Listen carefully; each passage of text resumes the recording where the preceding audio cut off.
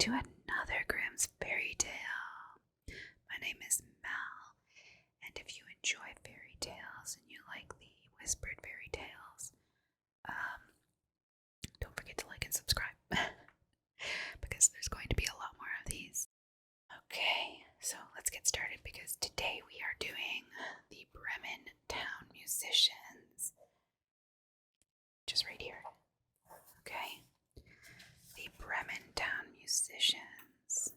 If you've never heard this story, it's from what I remember, I like it, so I haven't read it in a long time though, so we're about to right now. Okay. There was once an ass. Of course. There was once a donkey. There was once an ass whose master had made him carry sacks to the mill for many a long year, but whose strength began at last to fail, so that each day as it came found him less capable of work. Then his master began to think of turning him out, but the ass, guessing that something was in the wind that boded him no good, ran away, taking the road to Bremen, for there he thought he might get an engagement as town musician. When he had gone a little way, he found a hound lying by the side of the road, panting as if he had run a long way. "Now hold fast, what are you so out of breath about?" asked the ass. "Oh dear," said the dog, "now I am old, I get weaker every day, and can do no good in the hunt. So as my master was going to have me killed, I have made my escape, but now how am I to gain a living?" "I will tell you what," said the ass, "I am going to Bremen to become town musician. You may as well go with me, and take up music too. I can play the lute, and you can beat the drum." And the dog consented, and they walked on together. It was not long before they came to a cat sitting in the road, looking as dismal as 3 wet days. "Now then, what is the matter with you, old shaver?" said the ass. "I should like to know who would be cheerful when his neck is in danger," answered the cat. "Now that I am old, my teeth are getting blunt, and I would rather sit by the oven and purr than run about after mice, and my mistress wanted to drown me, so I took myself off. But good advice is scarce, and I do not know what is to become of me." "Go with us to Bremen," said the ass, "and become town musician. You understand serenade." The cat thought well of the idea, and went with them accordingly. After that, the 3 travelers passed by a yard, and a cock was perched on the gate, crowing with all his might. "Your cries are enough to pierce bone and marrow," said the ass. "What is the matter?" "I have foretold good weather for Lady Day, so that all the shirts may be washed and dried, and now on Sunday morning company is coming, and the mistress has told the cook that I must be made into soup, and this evening my neck is to be wrung, so that I am crowing with all my might while I can." "You had much better go with us, Chanticleer," said the ass. "We are going to Bremen. At any rate, that will be better than dying. You have a powerful voice, and when we are all performing together, it will have a very good effect." These guys. So the cock consented, and they went on all 4 together. But Bremen was too far off to be reached in one day, and towards evening they came to a wood, where they determined to pass the night. The ass and the dog lay down under a large tree. The cat got up among the branches, and the cock flew up to the top, as that was the safest place for him. Before he went to sleep, he looked all round him to the 4 points of the compass, and perceived in the distance a little light shining. And he called out to his companions that there must be a house not far off, as he could see a light. So the ass said, "We had better get up and go there, for these are uncomfortable quarters." The dog began to fancy a few bones, not quite bare, would do him good, and they all set off in the direction of the light, and it grew larger and brighter, until at last it led them to a robber's house, all lighted up. The ass, being the biggest, went up to the window and looked in. "Well, what do you see?" asked the dog. "What do I see?" answered the ass. "Here is a table set out with splendid eatables and drinkables, and robbers sitting at it and making themselves very comfortable." "That would just suit us," said the cock. "Yes, indeed, I wish we were there," said the ass. Then they consulted together how it should be managed so as to get the robbers out of the house, and at last they hit on a plan.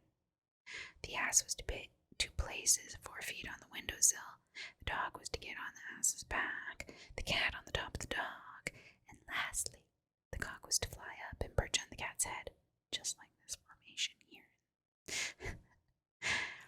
When that was done, at a given signal, they all began to perform their music. The ass brayed, the dog barked, the cat meowed, and the cock crowed. Then they burst through into the room, breaking all the panes of glass. The robbers fled at the dreadful sound. They thought it was some goblin, and fled to the wood in the utmost terror. Then the 4 companions sat down to table, made free with the remains of the meal, and feasted as if they had been hungry for a month. And when they had finished, they put out the lights, and each sought out a sleeping place to suit his nature and habits. The ass laid himself down outside on the dunghill, the dog behind the door, the cat on the hearth by the warm ashes, and the cock settled himself in the cockloft. And as they were all tired with their long journey, they soon fell fast asleep.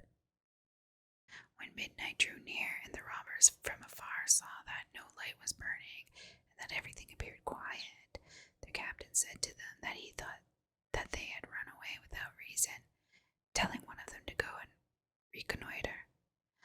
So one of them went and found everything quite quiet. He went into the kitchen to strike a light, and taking the glowing fiery eyes of the cat for burning coals, he held a match to them in order to kindle it. But the cat, not seeing the joke, flew into his face, spitting and scratching. Then he cried out in terror and ran to get out at the back door. But the dog, who was lying there, ran at him and bit his leg, and as he was rushing through the yard by the dunghill, the ass struck out and gave him a great kick with his hind foot, and the cock, who had been awakened with the noise, and felt quite brisk, cried out, "Cock-a-doodle-doo." Then the robber got back as well as he could to his captain, and said, "Oh dear, in that house there is a gruesome witch, and I felt her breath, and her long nails in my face.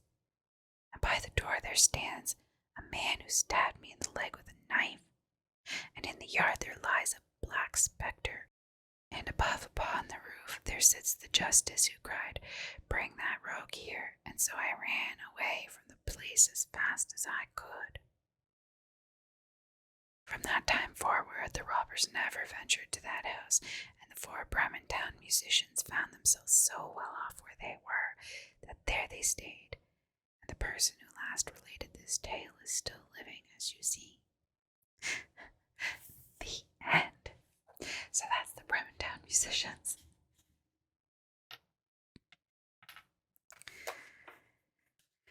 And the next time, I will be reading you Prudent Hans. So if you are enjoying fairy tales, make sure you like and subscribe, because there will be a lot more, not just what's in this book. We have quite a lot more if we look here. If we take a little peeky weeky, here we go. We've done all these ones. And now we have just finished the Bremen Town Musicians, so I have quite a few here left to do. And I have another book coming because there's a lot more of these fairy tales, but just not in this book. Alright. Thank you so much for watching. I appreciate you being here with me, and I hope to see you again soon. Sweet dreams. I've been watching ASMR Sleep. Don't forget to like and subscribe and hit that notification bell to get all future content. Thank you for watching. See you next time.